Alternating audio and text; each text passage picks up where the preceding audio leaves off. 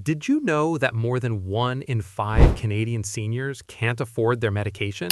And some are even being offered assisted death instead of proper care. That's not science fiction. That's Canada in 2026. While most of us believe seniors are protected, respected, and supported in their golden years, the reality is far darker. Behind the scenes, new laws and loopholes are quietly tightening the screws on older Canadians, stripping away their rights, freedom, and even their dignity. From silent tax traps that punish retirees for earning too much, to rising healthcare wait times that push life-saving treatments out of reach, many of these changes are hidden in plain sight. And some, they're dressed up as support, when in truth, they're slowly setting seniors up for failure. In this video, we'll reveal 10 brutal Canadian laws that are destroying the lives of seniors, and why no one's talking about them, until now. Number 1. MAiD expansion. In 2016, Canada made global headlines by legalizing medical assistance in dying, MAiD. It was seen as a compassionate step forward, allowing those with terminal illnesses to end their suffering with dignity. But what started as a controlled and careful policy has taken a chilling turn. As of 2024, MAiD has been expanded to include people suffering solely from mental illness. That means even without a physical condition, a person, including a senior battling depression or loneliness, could be approved to end their life. This might sound like personal freedom, but what happens when someone feels hopeless not because of illness, but because they can't afford medication, housing, or proper care? Shockingly, some Canadians have already requested MAiD due to poverty, housing insecurity, or lack of access to medical treatment. That's right, people are choosing death because the system has failed them, not because their illness has. And seniors are especially vulnerable, often isolated, ignored, and made to feel like a burden. Is this really a choice or a cry for help that's being ignored? Mental health experts, disability advocates, and ethicists across the country have raised alarms, warning that this expansion could become a cheaper alternative to actually investing in elder care and mental health services. The most disturbing part, many seniors don't even know how far this law has gone until it's presented to them as a solution. If you're watching this and feeling unsettled, good, you should be. Because this isn't just a policy debate, this is about the value we place on human life. We put our hearts into every video to bring you the truth others won't. If this topic shook you even a little, drop a comment and tell us what surprised you most. We actually read them all. And please subscribe. It's just one click, but it helps us keep making content that actually matters. Number 2. Prescription drug coverage gaps. Imagine standing at the pharmacy counter, holding a prescription that could manage your pain, lower your blood pressure, or even save your life, but having to walk away because you simply can't afford it. For over 1 in 5 Canadian seniors, this is not a rare situation. It's a monthly reality. Canada prides itself on universal healthcare, but here's the harsh truth. It doesn't include universal prescription drug coverage. Instead, each province has its own patchwork system, and if your income is just above the threshold for assistance, you're left paying hundreds out of pocket, often forced to choose between groceries or life-saving meds.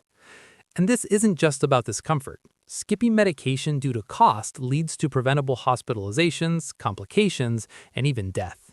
A 2022 study published in the Canadian Medical Association Journal revealed that thousands of seniors are suffering in silence, unable to follow their prescribed treatments, not because they don't want to, but because they can't afford to.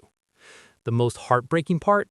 There's no clear timeline for national pharmacare, despite it being promised for years. In the meantime, seniors, many on fixed incomes, are left to navigate a maze of provincial programs, copays, deductibles, and exclusions. If you're a senior or care for one, here's what you can do. Ask your doctor about generic alternatives, explore your province's senior drug benefit program, and look into special assistance programs like Ontario's Trillium Drug Plan. It might take some digging, but those savings can be life-changing. We dig deep to uncover the stories that matter, and your support means everything. Tell us in the comments, have you or someone you love ever struggled to afford medication in Canada? And if this video opened your eyes, hit that subscribe button. One click makes a world of difference to our small channel. Number 3. OAS clawback.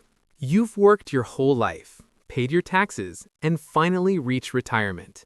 You expect your old age security, OAS, to be a reward for years of contribution, a small but steady help in your golden years. But what if we told you that the government could take it back, simply because you dared to earn a little extra? It's called the OAS clawback, and it's quietly draining the benefits of thousands of Canadian seniors every year. If your net income crosses a certain threshold, currently just over $90,000, your OAS gets reduced dollar for dollar. While that might sound like a high income, the reality is different for seniors who are still paying off mortgages, supporting adult children, or dealing with medical expenses. What's worse is many retirees don't even know about it. They take part-time jobs to stay active or draw from investments, only to find out at tax time that their OAS has been clawed back or taxed heavily. It feels like a punishment for trying to stay financially independent. And this isn't just about the wealthy. Seniors who sell property, cash in retirement savings, or receive one-time payments can unintentionally trigger the clawback with no warning. The system doesn't offer much flexibility, and by the time it happens, it's usually too late to adjust. So what can you do? Smart income planning is key. Meet with a retirement planner to explore income splitting, RRIF withdrawal strategies, and timing your CPP or OAS. These aren't loopholes, they're survival tools in a system that rewards the informed and punishes the unprepared. This content takes hours to research, write, and verify, and we do it because you deserve the truth. Have you ever been hit by the OAS clawback without realizing it? Let us know in the comments. And please, subscribe. Just one click helps fuel this channel and keeps this information flowing. Number 4. Age discrimination in the workforce. Imagine being perfectly capable, experienced, and willing to work, but being subtly pushed out simply because of your birth year. That's the hidden reality for thousands of Canadian seniors facing age discrimination in today's job market. While Canadian law prohibits discrimination on the basis of age, there's a major gap when it comes to private sector hiring.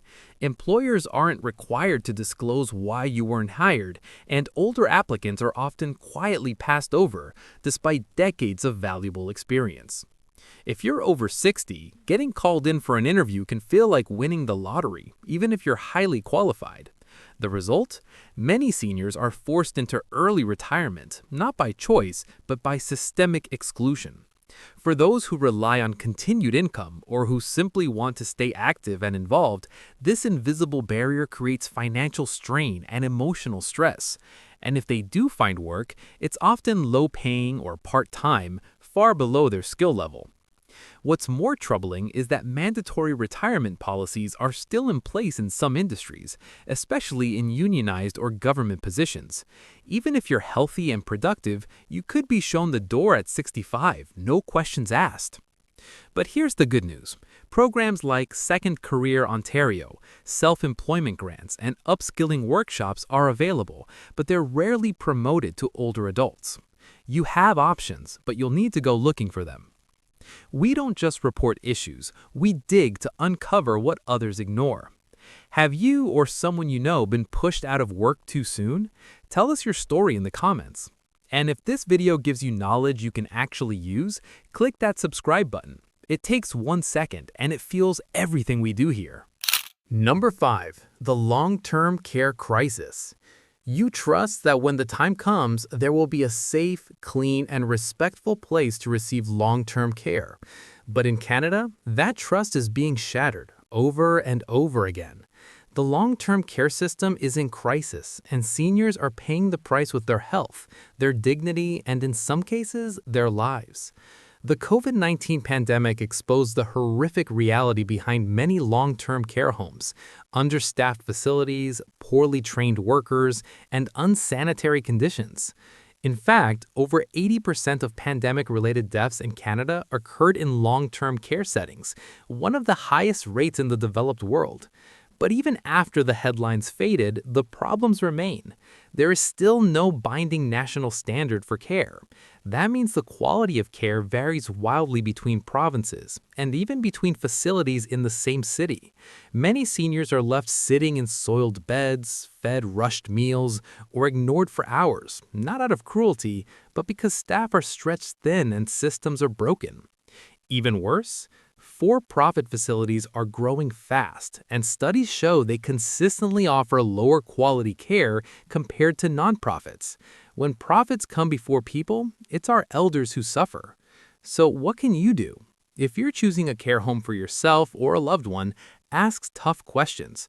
Demand transparency on staff-to-patient ratios, cleanliness protocols, and emergency response plans. And if something feels wrong, report it. Your voice matters. We spend hours uncovering these hidden truths because your loved ones deserve better. Have you witnessed or experienced neglect in a long-term care facility? Share your story in the comments. You might help someone else. And if this video brought awareness to something overlooked, hit that subscribe button. One click supports this mission and helps keep seniors' voices heard. Number 6. Housing insecurity. For many Canadian seniors, retirement was supposed to be the time they could finally relax in the comfort of a stable home. But today, that dream is slipping away. Rising rent, soaring property taxes, and limited affordable housing options are pushing more and more seniors to the edge of housing insecurity. In cities like Toronto and Vancouver, even modest apartments now cost more than what a senior receives in monthly pension benefits. According to the latest data, over 25% of seniors in urban areas are spending more than 30% of their income on housing, a threshold considered financially unsafe. Some are even forced to choose between medication, food, or rent. And owning a home isn't always the safety net it once was. Seniors living on fixed incomes are often overwhelmed by rising maintenance costs, insurance premiums, and unexpected repairs. Some are pressured to sell their homes just to survive, only to find there are few affordable alternatives once they do. Worse still, there's a lack of senior-friendly housing solutions. Few bungalows, limited elevator access, and long wait lists for assisted living. Aging in place becomes almost impossible without serious financial support or family help. But there are options. They're just not well known. Co-housing, subsidized senior rental programs, and home retrofit grants can help seniors stay housed and safe. The key is knowing where to look and asking for help before it's too late. We dig deep to share stories that others ignore, because this isn't just news, it's people's lives. Do you think Canada is doing enough to protect seniors from housing insecurity? Drop your opinion in the comments. We read every single one. And please, subscribe. Just one click keeps this content alive and helps us keep speaking up for those who can't. Number 7. CPP calculation flaws. You might think that the Canada Pension Plan, CPP, is straightforward. Work hard, pay in, retire, and collect. But here's the catch. How much you receive isn't based on effort, but on averages. And for seniors who started working later in life, took time off to raise children, or immigrated to Canada mid-career, this formula can feel like a financial trap. CPP calculates your benefit based on your average earnings over a 39-year period, starting from age 18.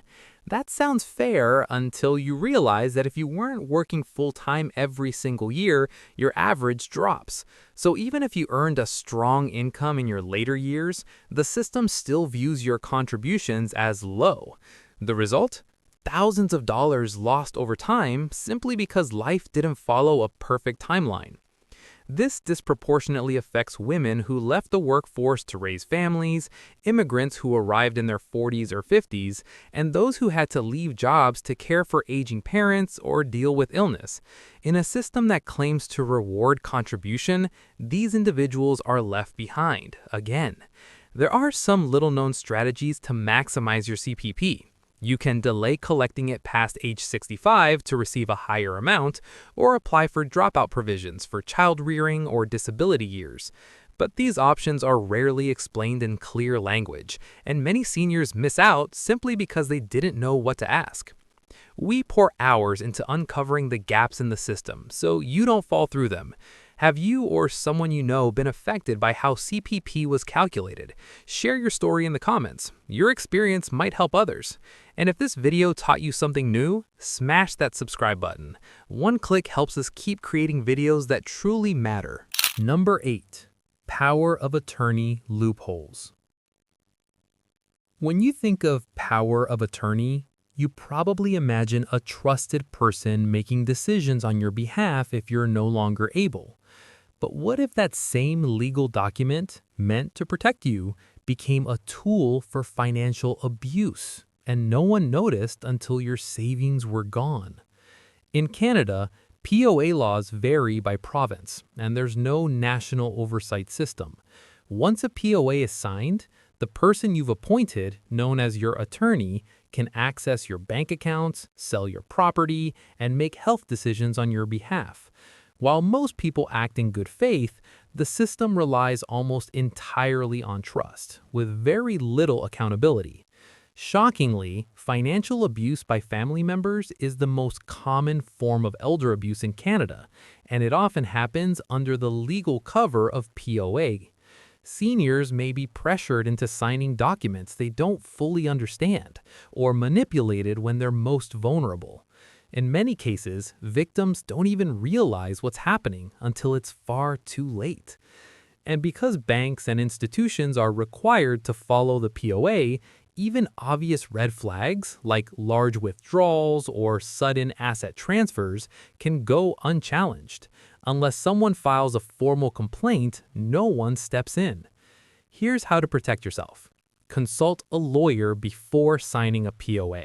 Appoint more than one person, dual POAs, and consider using monitoring clauses that require transparency. Most importantly, review and update your POA regularly, especially if your relationships change. If this video opened your eyes, that's exactly why we made it. Have you ever witnessed someone abusing their power of attorney? Comment below. Your insight could help protect someone else. And please, subscribe. It's just one click, but it fuels the research and truth-telling this channel stands for. Number 9. Healthcare wait times. In a country that proudly offers universal healthcare, you'd expect timely access to life-saving treatments. But for many Canadian seniors, universal doesn't mean urgent, and that delay can be deadly. Whether it's a hip replacement, cataract surgery, or specialist referral, seniors are often waiting months, even years, for procedures they need to live safely and comfortably. According to recent data, the average wait time for medically necessary surgery in Canada is over 27 weeks, and for seniors, it's often longer. Why? Quiet age-based triage systems are at play in some hospitals. While not official policy, some doctors prioritize younger patients who are perceived to have a longer life expectancy or more productive years ahead. Seniors, meanwhile, are often told to wait, rest, or take painkillers indefinitely. This doesn't just affect quality of life. It can lead to falls, infections, mental decline, and preventable hospitalizations. Imagine being unable to walk or see clearly for over a year, while knowing the solution exists if only you were prioritized. So what can you do? Ask your doctor about referral alternatives, such as going to another hospital in a nearby region. Consider private clinics for diagnostics, which can sometimes speed up the public system process. And most importantly, keep detailed records. The squeaky wheel often gets oiled faster in an overloaded system. We create these videos to shed light where the system stays silent, and your voice keeps it going. Have you or a loved one experienced a long, frustrating wait in the Canadian healthcare system? Drop your story in the comments. Someone else might relate. And if you believe in getting this information to more people, subscribe now. One click helps us keep exposing the truth. Number 10. Digital-only government services. Imagine needing to access your pension, renew your health card, or apply for housing, and being told the only way to do it is online. No paper forms, no in-person help, just a website and a password you probably forgot. For tech-savvy youth, it's a minor inconvenience. But for thousands of Canadian seniors, it's an impossible barrier. As more government services move to digital-only platforms, seniors are getting left behind. A recent survey found that 40% of Canadians over 75 don't feel confident using the internet. Some don't own smartphones. Others can't afford data plans. Many just aren't comfortable trusting sensitive information to a screen. But here's the real issue. This isn't just about convenience. It's about access to basic rights. Seniors who can't navigate online systems are missing deadlines for critical benefits, medical coverage, and even legal documents. Some are losing access to life-saving care, not because they're unwilling, but because the system assumes they can keep up. And while help exists, like community centers and digital literacy programs, they're underfunded and often unknown. There are also fewer and fewer options for paper-based applications or telephone assistance. It's a digital divide that's growing wider and swallowing our elders in the process. If you're helping a senior, be proactive. Set up their online accounts early, create a secure document for passwords, and explore digital navigator programs in your province. These small steps can make a huge difference. We research these stories because they matter, and because too many people are suffering in silence. Has the digital shift made it harder for you or someone you love to get help? Share your experience in the comments. You're not alone. And if you believe this information should reach more people, subscribe. One click fuels our mission to speak up for those left behind. We often hear that Canada takes care of its seniors, that retirement here is secure, peaceful, and supported. But as we've just seen, the truth is far more unsettling. Behind the polite headlines and political speeches lies a system quietly undermining the very people who built this country. From legal loopholes that enable financial abuse, to healthcare delays that risk lives, and policies that punish seniors for working or needing help, these 10 laws are not just technicalities. They are barriers to dignity, independence, and survival. And the worst part? Many seniors don't even know these laws exist until they're directly affected, when it's already too late. But knowledge is power. Now that you know what's happening, you can take action for yourself, for your parents, your grandparents, your neighbors. Share this video, talk about these issues, ask tough questions, demand better. We believe that no one should have to fight alone just to age with dignity. Our goal is to shine a light on what's hidden, to give a voice to those too often ignored, and to arm you with information that actually matters. If this video helped you see something you hadn't seen before, that's exactly why we made it. Because change starts with awareness, and awareness starts with people like you.